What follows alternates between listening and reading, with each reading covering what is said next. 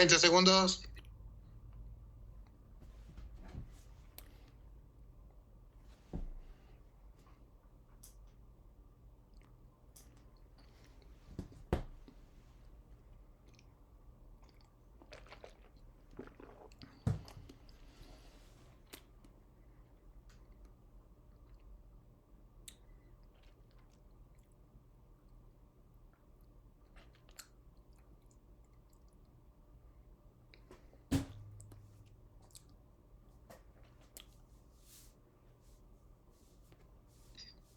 Listo. No sé si me ves por ahí. Yo te veo bien, muy buen amigo. Buenísimo. Comenzamos con Noé. Ay, no, ok. Voy a asegurarme una cosa.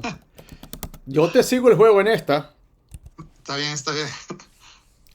¿Hacemos 2026 los saludos o...? Tú dime, tú mandas. No, más bien es que en la programación que tú tengas para... Porque solo tendríamos dos fines de semana. Lo otro es ponerlo en la mitad, pero... No le pongamos fecha, o sea, si es a lo que te refieres. Ya, buenísimo. Dale. Ahora vamos a hacer este piloto. ¿Estamos grabando? Dos, tres. Hoy vamos a hablar de vinos, vamos a hablar de alternativas relacionadas con cómo este producto se da a nivel global en toda la historia. Mi nombre es Jaime Albuja, sommelier profesional, y vamos a comprender sobre esta alternativa que nos ha acompañado desde que el hombre es hombre. El vino en la mesa de los ecuatorianos, en la mesa del mundo. Hola, como soy Edgar y me acompaña Jaime, esto es NT593. Esto es un piloto. Vamos a hablar un poco de un tema que tenemos poca cultura en el Ecuador, pero la idea y estamos viendo que cada día hay más iniciativas. El tema es vino. Vamos a aprender qué es el vino, cuáles son las opciones. Tenemos a nuestro sommelier residente, Jaime, y él nos va a contar por qué ustedes en Ecuador deberían comenzar a pensar en vino como algo más diario, no solo de eventos especiales. NT593. Okay. Vamos.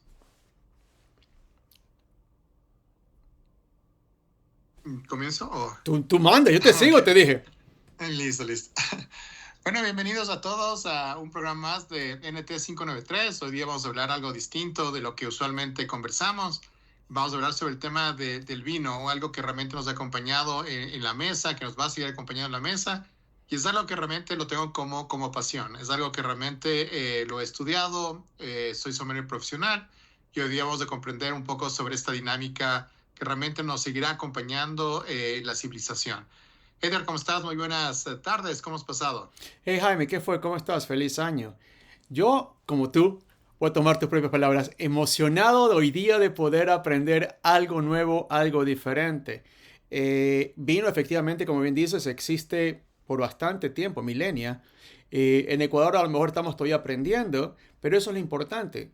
El vino es algo bueno, el mundo lo disfruta, ¿por qué no nosotros los ecuatorianos también? Bueno, y de hecho es un tema súper interesante el que tú comentas, porque el producto vino es el que mayor tiene competencia a nivel global, ¿no? No solamente es un producto que nos va a acompañar en las comidas, sino realmente hay que ver qué está detrás del vino. Es una dinámica económica, una dinámica que realmente se está globalizando cada vez más, tomando en cuenta que los flujos de comercio son cada vez más intensos. Imagínate, Edgar, que hace muy poquito Europa era el que lideraba justamente la producción de esta alternativa, pero ahora realmente es China, ¿no? China, esta gran potencia asiática, es la que realmente está comprando viñedos, haciendo inversión extranjera directa en Francia, y por otro lado está produciendo su propio vino, exportando productos que son tradicionalmente productores, como es el caso de España. Sabes que acá en Estados Unidos, obviamente, si vas al lado de California, lo que más hay son viñedos e incluso hay tours como tal en los cuales te invitan. Pero el sueño de cualquier persona metida en tecnología es tener tu propio viñedo con tu propia marca y ahí justamente puedes decir que, ¡chac! En el mundo tecnológico he logrado hacer alguna cosa. Suena gracioso, pero es parte de la cultura que estamos hablando. Entonces, mira tú qué interesante. Cuéntanos un poco. Entonces, si bien es cierto, justamente los chinos están haciéndolo, en Ecuador, por ejemplo, hemos visto que ya se puede hacer vino. Y cuéntanos un Sí, poco. sí, de hecho en Ecuador también se está haciendo y eso vamos a ver un poquito más adelante, pero comenzando un poco sobre las bases, hay que entender que el vino siempre ha estado presente, ¿no? Imagínate que hay esta leyenda folclórica que el primer producto después del diluvio universal que plantó Noé fue realmente la parte del vid.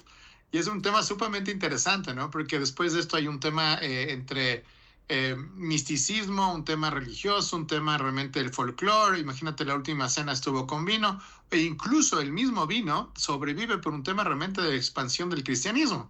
Porque imagínate, Edgar, que el primer producto alcohólico que realmente toma el ser humano no es el vino con la uva, sino realmente es la hidromiel, ¿no? Este fermento que es miel y agua que realmente se tuvo en las casas como un factor de seguridad, porque era mucho más seguro tomar hidromiel que tomar agua, ¿no? Y lo mismo pasaba en la Edad Media con la cerveza. Entonces, en ese sentido, yo te diría que el vino es un tema sumamente interesante que va a seguir adelante y hay que tomar en cuenta entonces algunos básicos del vino, ¿no? El vino es algo que es fermentado, a diferencia de lo que son los destilados, que básicamente son los whiskies, los gines, algo que tiene mucha más concentración alcohólica. El vino realmente es algo que se produce de forma fermentada, ¿verdad? Igual que la cerveza, y que básicamente tiene una condición alcohólica entre 10 a 14 grados. Hay algunos puristas del vino que te dicen, oye, básicamente solo con la uva se puede hacer vino, pero realmente algunos escritores lo que te dicen es no, se puede hacer con uvilla, se puede hacer con fresa, se puede hacer con mora. Y de hecho aquí en Ecuador hay algo muy curioso, Edgar, que hay vinos que frontalmente se promocionan como vino de mora de Castilla o vino de cacao y que realmente son productos envasados bien, bien interesantes. Mira qué gracioso. Mira, en la imagen que nos estás mostrando hay tres colores diferentes. Imagino que obviamente, dependiendo del proceso de fermentación, obtienes los mismos. Otra cosa que imagino que también el público lo sabe, en la costa al menos, macerar, enterrar alguna fruta en un envase justamente dentro de la tierra por unos cuantos meses para que se fermente. Entonces, explícanos un poco, o sea, ¿por qué en el Ecuador ahora sí se puede hacer vino? ¿A qué es vino realmente? ¿Qué no es? Y pongámosle un poco de contexto para que todos podamos entender.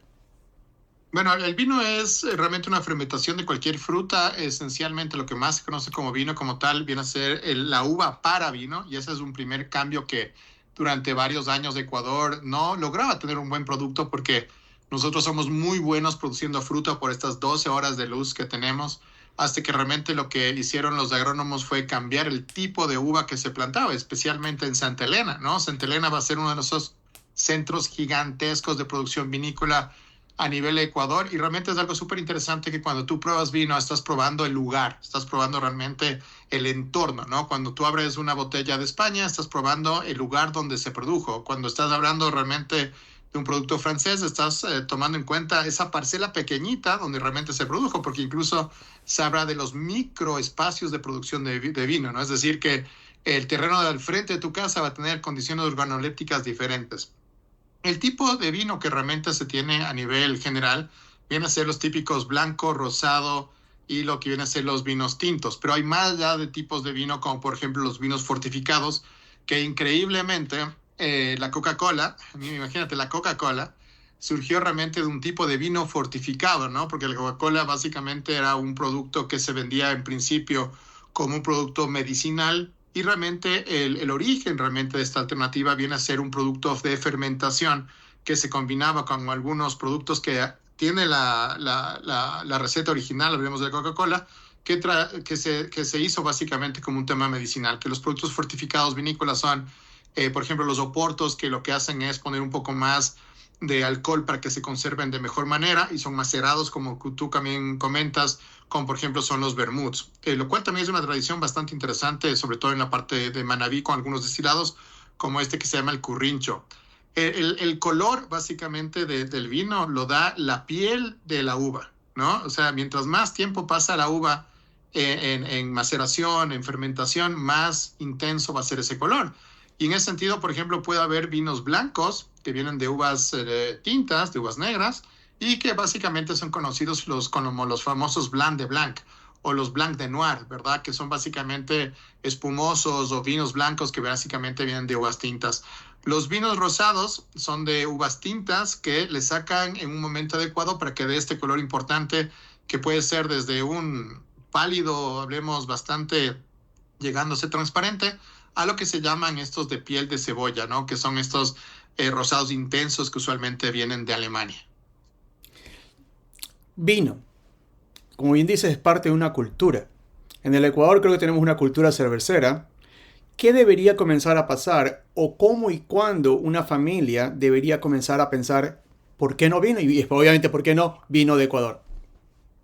Bueno, el tema interesante es por una condición también de cultura global, ¿no? Ahora más que nunca estamos viviendo en lo que viene a ser la parte de cultura global, lo que decía Michio Kaku, que vamos a tener nuestra propia cultura, ¿verdad? Vamos a seguir siendo ecuatorianos, la gente de Guayaquil va a seguir siendo guayaquileña, la gente de Quito también, pero sobre esa cultura va a estar una cultura global bastante definida.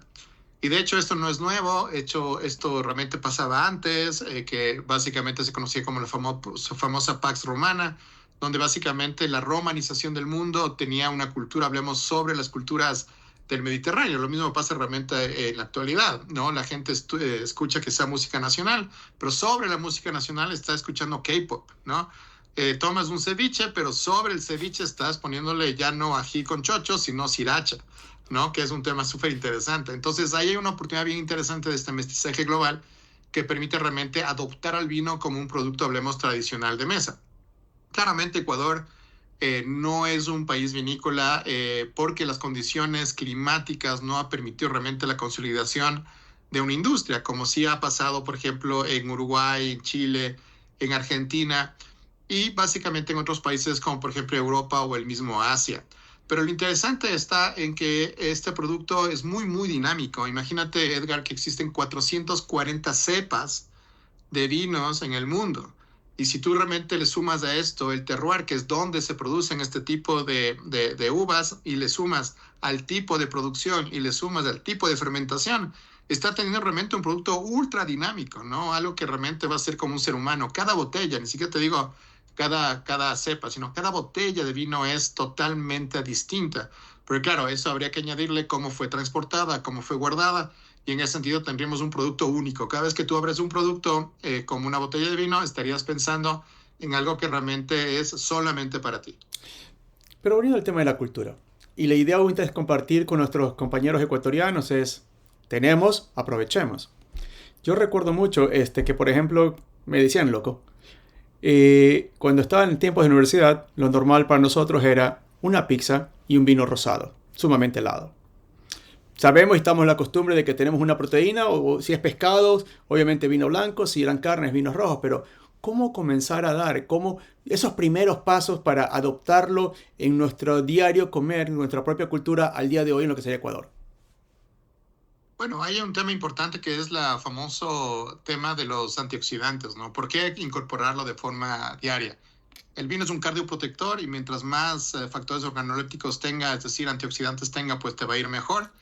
No te estoy diciendo emborracharte, ¿verdad? Porque este es un tema también muy cultural. Los ecuatorianos quizá toman mucho, mucho alcohol en un momento, hablemos de específico. En cambio, culturas como la mediterránea, quizá como la argentina, la chilena, pues realmente lo hace no de un solo momento, sino realmente lo hace de forma continua.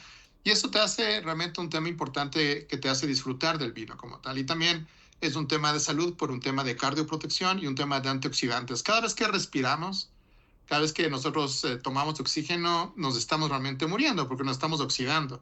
Entonces, los polifenoles, que son temas que realmente ayudan a la salud y la belleza, son también parte del vino y es un tema sumamente interesante. Hay cremas hechos con vinos de ciertas uvas, por ejemplo, la Tanat, que tiene tanta concentración realmente de antioxidantes que ayudan a la piel y que ayudan justamente al bienestar general. Por eso es que también se habla de la dieta mediterránea, que básicamente son personas que viven mucho tiempo, no solamente por una buena calidad de vida, sino también por la parte del consumo de lo que se está realmente dando, ¿no?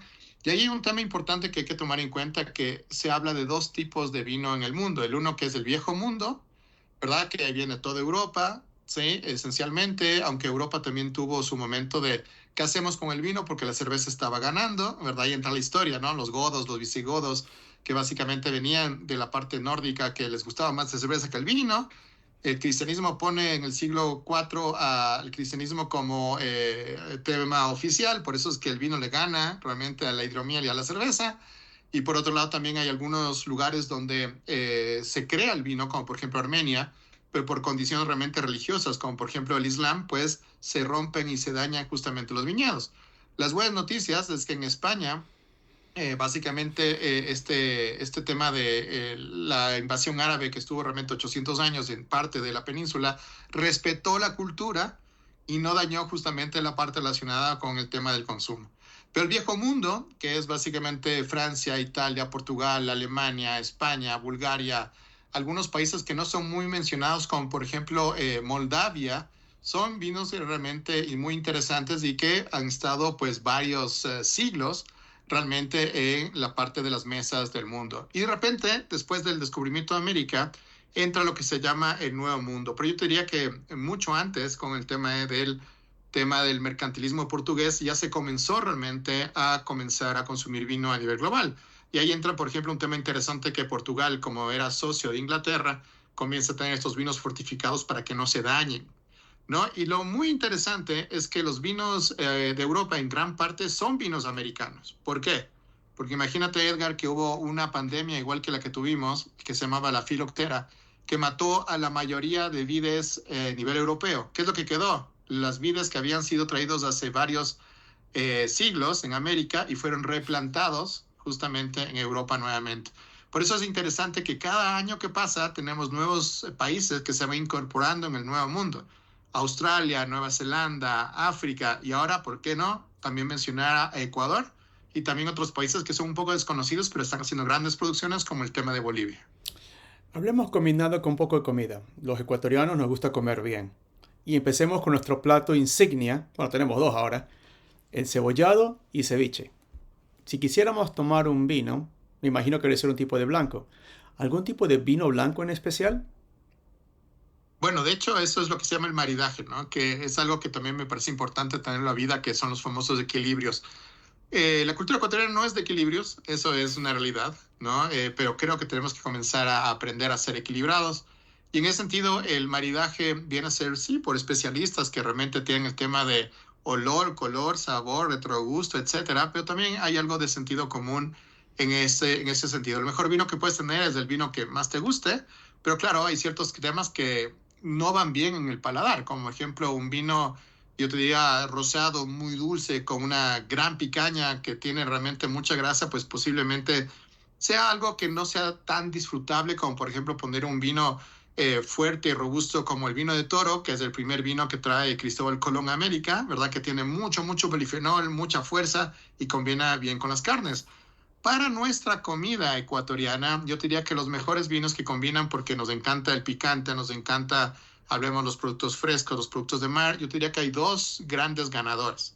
El primero, que es este producto que se llama verdejo, que es un tipo de vino blanco muy ligero, que básicamente acompaña muy bien a los ceviches, muy bien al encebollado, muy bien a los cangrejos, y un rosado un poco dulzón cuando le pongas el tema relacionado con los ají, ¿no? Porque también les gusta la comida no tan picante como los mexicanos, pero sí realmente da un equilibrio bastante interesante.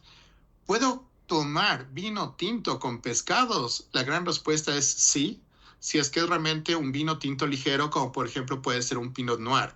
Pero pensando un poco en cambio ya en la comida de la sierra, ¿no? Por ejemplo, el jaguar locro va espectacularmente bien con un Cabernet Sauvignon o la fritada va espectacularmente bien con un merlot. Increíblemente, en las estadísticas de aduana, Edgar, el vino que más se consume en Ecuador es el vino Lambrusco, que es un vino de baja condición alcohólica, muy espumoso, italiano, que realmente está bastante popular para realmente las mesas de nosotros como ecuatorianos acá consumiendo este maridaje. Algo que también me gusta mucho hacer a mí es el sobremesa. Y obviamente en el sobremesa tenemos varias opciones de quesos, jamones y lo mi favorito, chocolates. Combinarlo con vino, ¿qué opinas? Espectacular. De hecho, yo te diría que la combinación chocolate con vino es un tema sumamente interesante y yo te diría que ahí entran productos bastante fuertes. Combinar, por ejemplo, los chocolates que tienen algo de leche, algo de azúcar, vendría muy bien con lo que vienen a ser los Malbecs argentinos. Y el Malbec argentino, por ejemplo, es interesante tomar en cuenta que en Francia el tipo de uva Malbec no es muy apreciado. Pero básicamente el Malbec en Argentina es un gran producto porque las condiciones organolépticas del terreno fueron tan distintas que hicieron un mejor producto que el europeo. Ahora, irá mucho mejor quizá un chocolate fuerte y robusto con algo de destilado, como por ejemplo pueden ser los whiskies, los borbones, muy potencialmente es un gran sí. Pero para postres en general, yo diría que los vinos espumosos, rosados, dulces, que realmente van muy bien con nuestra gastronomía, podrían ser un potencial importante. Yo me imagino, por ejemplo, un dulce de pechiche, ¿verdad? O, por ejemplo, un dulce de leche combinado realmente con un espumoso rosado alemán. Claro que sí, sería realmente un tema espectacular. Y es lo que estamos viendo, por ejemplo, en la pantalla, ¿no? Por ejemplo, para la cena de Navidad, ¿por qué no realmente en el 2026 combinarlo con alternativas realmente a nivel global, también con el vino que estaría siempre presente? Imagínate, Edgar, que en Alemania se consume ganso, en América mucho es popular el pavo, en Venezuela el pernil, y en Japón lo tradicional es el KFC, ¿no? Entonces puede tomar KFC con vino, es una respuesta, un gran sí. Y claro, hay que buscar la alternativa de qué vino realmente puede ir muy bien con este producto. Y yo recomendaría, por ejemplo, para el KFC, un vino que a mí me parece muy, muy interesante, que son los vinos con algo de madera, ¿verdad? Que son ya no vinos tan jóvenes, que pueden provocar justamente algunas experiencias como, por ejemplo, vainilla o coco, que realmente equilibra muy bien con este tema de el frito de este pollo, que realmente es muy interesante. En Japón es un día de venta gigante, realmente la Navidad, porque claro, como es un país no esencialmente cristiano, pues se promociona esta alternativa que combina con lo que viene es la parte de la globalización, que realmente es muy, pero muy, muy interesante. Vino, obviamente vemos que hay de todos los colores, ya lo estás, como lo estás demostrando tú. También hay de todos los lugares, pero también hay de todos los precios. El precio obviamente refleja el valor, la historia, el terreno, todo lo que dijiste y mencionaste. Para poder empezar a dar pasos, me imagino que una persona comenzaría a tratar de orientarse. Entonces, ¿qué dirías? ¿Cómo empezar a darlo? Y obviamente precios, sabemos que el ecuatoriano lo necesita entender. ¿Qué dirías de un precio de un vino que esté justamente barato? ¿Es bueno? ¿Es malo? ¿Es simplemente? ¿O por qué sería que es tan barato? A mí me parece espectacular tu pregunta porque, claro, lo hermoso del vino es como las personas, ¿verdad? No necesariamente tienes que juzgarlas por la apariencia. El vino más caro del mundo actualmente es un vino que estuvo en órbita, que fue lanzado al espacio, básicamente que es un vino francés que cuesta $4 millones, que básicamente la diferencia está en que estuvo en cero gravedad. ¿No? Entonces la alternativa es, oye, quiero probar algo que estuvo en cero gravedad y quiero ver cómo se comportó el vino, porque el vino sigue madurando, sigue vivo en la botella, ¿no? Por eso es que se dice que a veces cuando abres un vino y está muy fuerte, muy duro, dices, oye, le falta botella al vino porque requiere quizá más tiempo en botella. Y es súper interesante que este vino es el más caro del mundo porque es uno de los pocos productos que han regresado a la tierra y dices, oye, ¿qué pasó con este producto a nivel cero gravedad? Pero lo importante es que los flujos de comercio han ayudado, por ejemplo, en el caso de Ecuador, para tener cada vez más acceso a vinos no baratos, pero de precios convenientes. Hay ciertas joyas, Edgar, que cuestan $9, que son vinos que han tenido 5 años en botella, 10 años en barrica, que básicamente están ocultos en los supermercados ecuatorianos, ¿no? Muy probablemente es una gran apuesta porque no sabes si la calidad del vino esté bien conservado o no, pero si está bien conservado, pues parecería que es un gran precio, pero un vino que estuvo mucho tiempo esperando que lo abran, ¿no? Y ahí es un tema interesante que mucho de lo que tenemos actualmente en Ecuador tiene cero arancel. ¿No? El tema del Mercosur, Argentina, Uruguay, básicamente, aunque ya también produce vino Brasil, entra con cero arancel. Al igual que Europa, ¿no? Nuestro acuerdo comercial con Europa también entra cero arancel. Y ahí te diría que hay estos vinos que estamos viendo en pantalla que no son extremadamente caros, pero son de alta calidad. Por ejemplo, ahí tienes un verdejo que básicamente estará entre los $9 a los $15. Tienes un vino espumoso alemán que estará en el mismo precio. Tienes un vino chileno muy popular al ecuatoriano, le gusta mucho el Merlot porque es un vino bastante equilibrado, fácil de beber, que también estará entre los $5 a los $10, ¿verdad? Y uno de mis productos favoritos, que ahí sí fue un tema de ir by the book en principio, porque en los libros dice que Ecuador no puede ser vino, hasta que probé el vino ecuatoriano y realmente te das cuenta que el ecuatoriano a veces hace cosas fuera de lo común. Este es un producto sumamente bien tratado, es uno de los viñedos más grandes que hay en Ecuador, que está en Santa Elena, hay otros que están en el sur del país, cerca de Cuenca, Hay micro lotes que están en Imbabura, ¿verdad? También hechos por algunas monjitas y son productos de alta calidad. Yo te diría que cuando tú tomas, por ejemplo, el producto ecuatoriano vinícola, estás probando al Ecuador.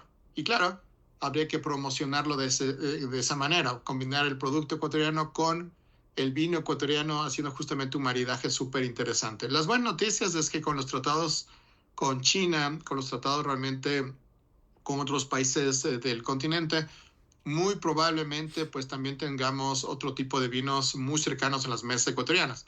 Vino boliviano, por ejemplo, por Comunidad Andina de Naciones, o por qué no, los experimentos que se están dando, por ejemplo, en Costa Rica, con alguna producción muy pequeñita de vino, pero que en algún momento también puede despegar.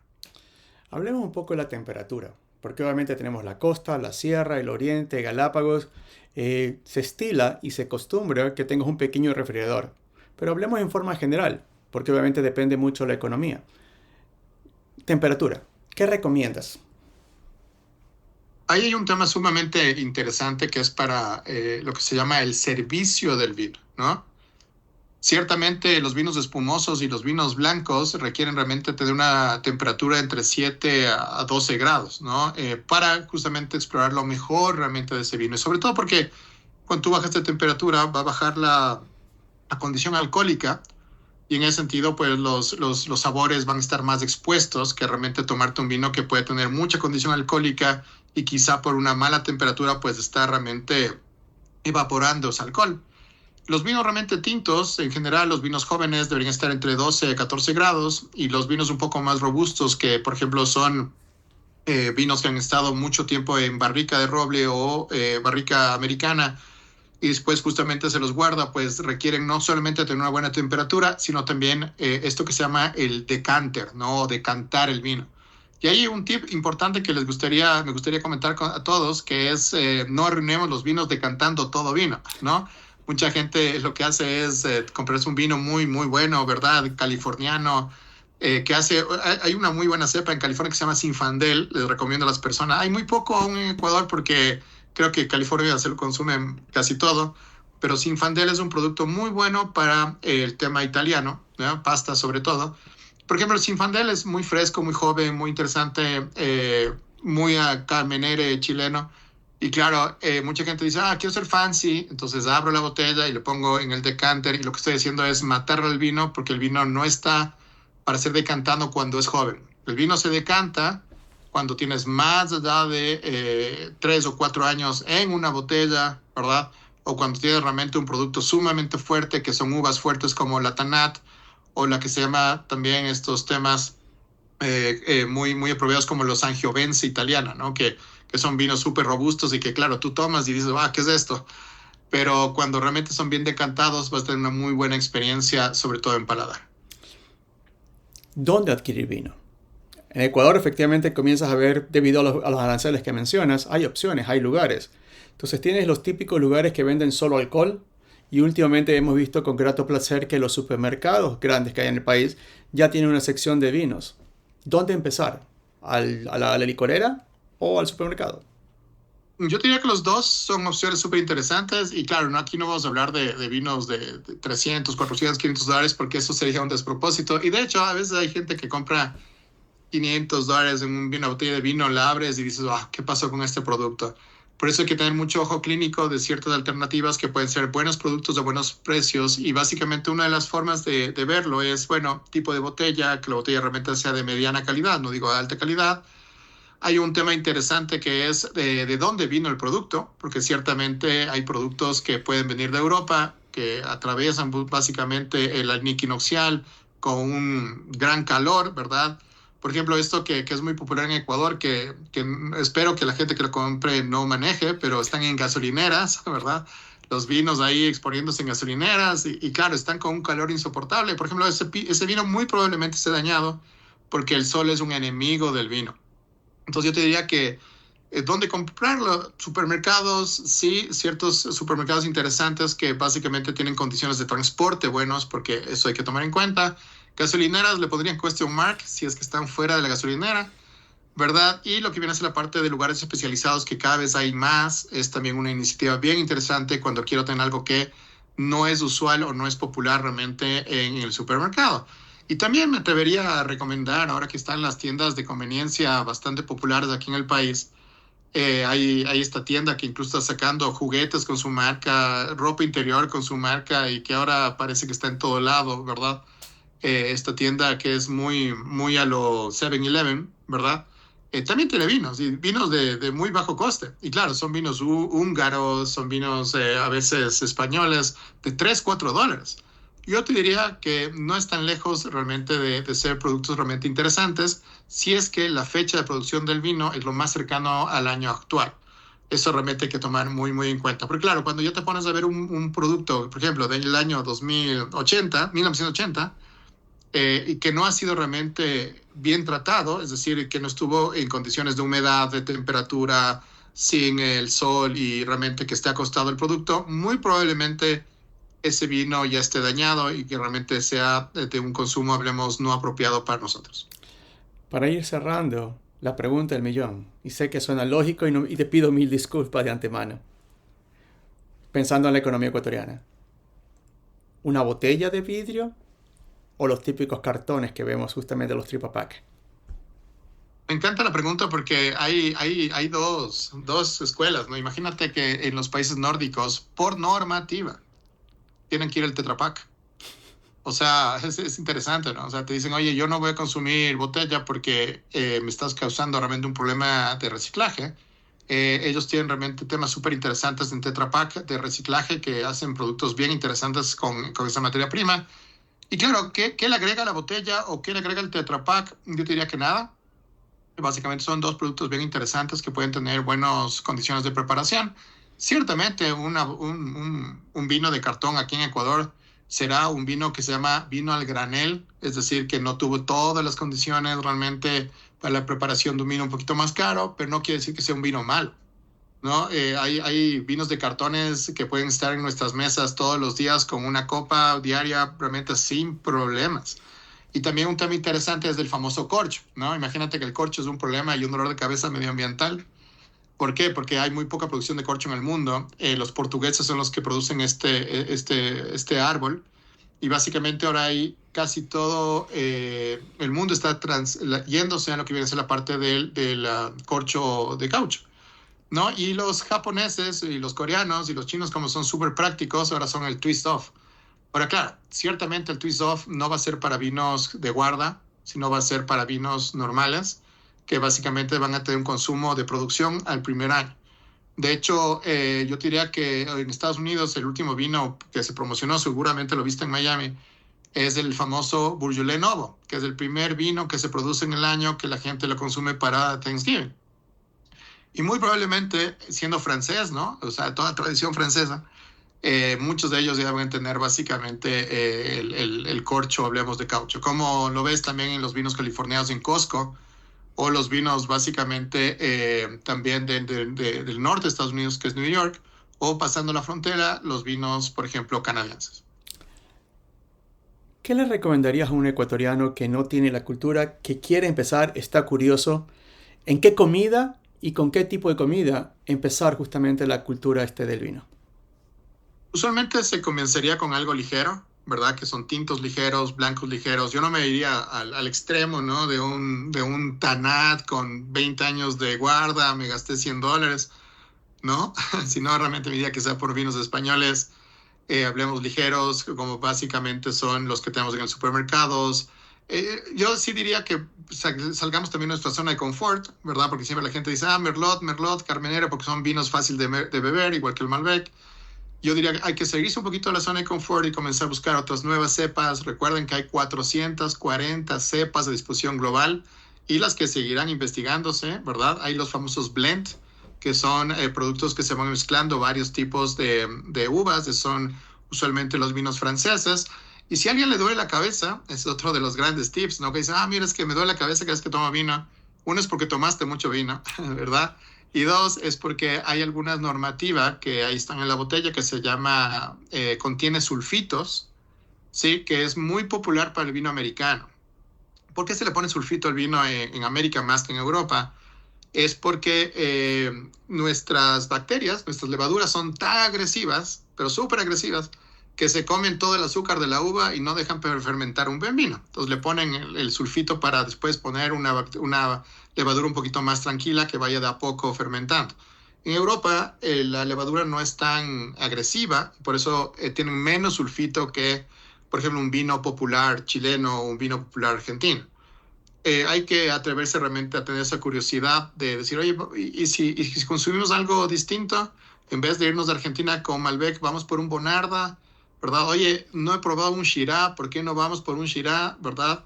O ¿por qué no veo realmente un producto distinto, como por ejemplo un vino mexicano o mejor aún un vino ecuatoriano y lo pruebo realmente en la mesa?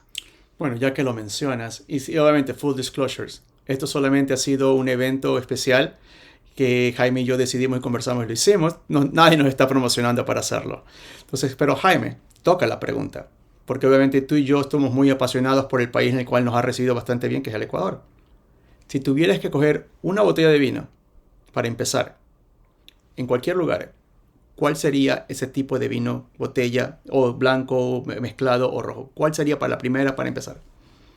Bueno, yo diría que sería un Pinot Noir ecuatoriano de Santa Elena, con poco tiempo en barrica o sin barrica, que sea realmente un producto sumamente fresco del año anterior al que lo voy a abrir. Si estamos hablando de 2026, yo te diría que sería un 2025, ¿no? Un tema sumamente interesante. Y si en cambio quiero guardar, ¿verdad? Un vino, escogería un vino del año de nació mi hijo, ¿verdad? Pero que tenga guarda en barrica. Los vinos que no tienen guarda en barrica usualmente se degradan de forma rápida. Entonces necesitas tener un paso por madera para que básicamente la molécula del vino no se oxide, ¿verdad? Y que más bien aguante durante el tiempo. Para ir cerrando, recuerdo que la última vez que probé un vino en un mercado ecuatoriano fue cuando me fui a comer hornado, ¿verdad? Y a la vuelta de la esquina había una señora que vendía una botella que estaba parada ahí del año 2007. La compré, ¿verdad? Por $5. Había un decanter ahí que parecía que también estaba empolvado. Lo decantamos. Y para mi sorpresa, fue un producto extraordinario. Entonces yo te diría que es prueba-error, atreverse realmente a consumir y realmente hay que entender que este producto vino también estará presente en la historia del hombre, ¿no? Y hay que entenderlo así y hay que combinarle con buenas conversaciones y con buena compañía. Esto fue NT593 y considero en cuenta tal vez un poco diferente. Es un poco más de tema de negocio, un poco más de cultura, un poco más de compartir lo que en este caso mi buen amigo Jaime es experto, yo tratando de aprender, yo aún soñando algún día tener un viñedo, mi hermano que está en Chile ya me ganó, ellos ya tienen un pequeño, pero la idea es esa. El Ecuador tiene y ahora tiene una buena producción. Tenemos algo y de lo que entiendo, los premios internacionales lo reconocen. Comencemos y sigamos consumiendo productos ecuatorianos. Tenemos ahora vino. Jaime menciona un Pinot Gras. Empecemos haciéndolo.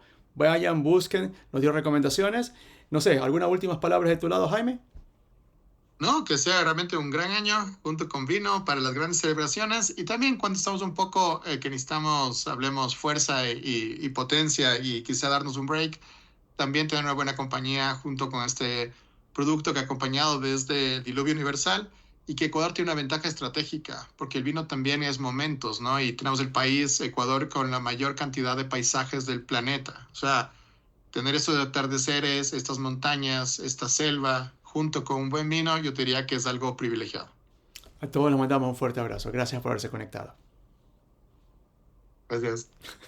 Muchas gracias, muchas gracias. Debo correr, pero oye, te agradezco muchísimo por este programa.